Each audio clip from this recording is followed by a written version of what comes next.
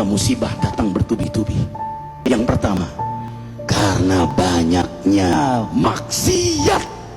Surah Yasin ayat 19 yang kita baca setiap hari.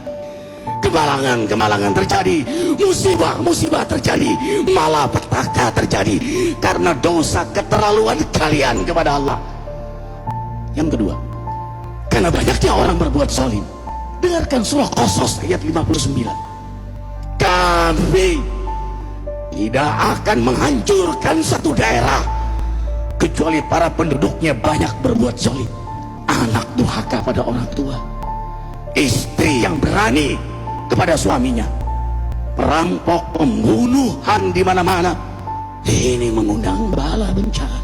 Yang ketiga, mengundang bala bencana karena kelakuan tangan-tangan manusia. Rum 41. Telah tampak kerusakan di daratan dan lautan karena tangan-tangan jahil manusia, agar mereka merasakan akibat perbuatan mereka. Sebagian mereka merasakan akibat perbuatan mereka, agar mereka kembali kepada Allah. Yang keempat, bencana terjadi karena para tokoh melakukan kemaksiatan dan kezaliman.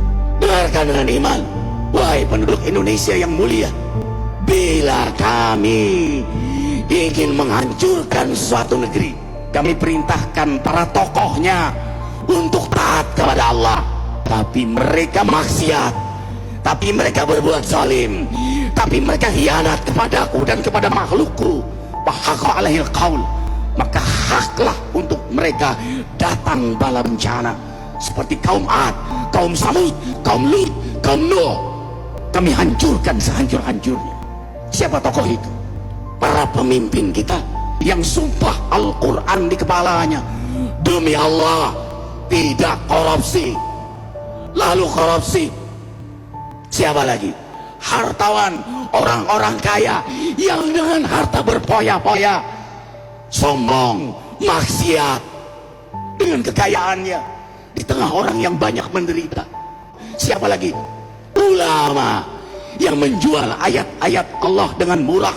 Subhanallah. Yang kelima, mengapa bala bencana terjadi? Karena orang-orang soleh, orang-orang baik diam melihat kemaksiatan dan kemungkaran. Surah Al-Anfal ayat 25. Takutlah kalian dengan musibah yang tidak hanya menimpa orang yang maksiat, orang yang berbuat zalim, tapi juga kalian orang-orang soleh. Maka masa bodoh dengan kemaksiatan bukanlah sikap seorang mukmin. Amar ma'ruf nahi munkar adalah amal cerdas. Yang keenam, justru karena rahmat Allah, karena peringatan yang Allah hadirkan agar hadir mahkamah kesadaran kita. Ikhwah, dengarkan dengan iman surah Al-Baqarah ayat 155, 156, 157. Kami pasti uji kalian dengan sesuatu yang buat kalian takut lapar, takut miskin, takut kematian.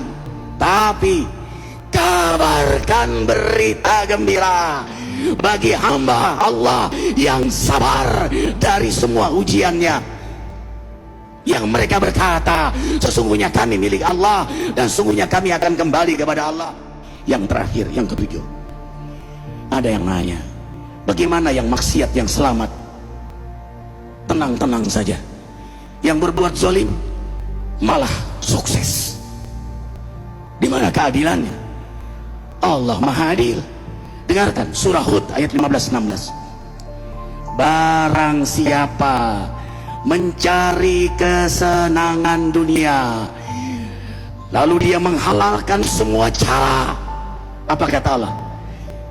Kami beri, tapi di akhirat tidak mendapatkan secuil pun kenikmatan, malah nikmat di dunianya menjadi bahan bakar azab untuk dirinya.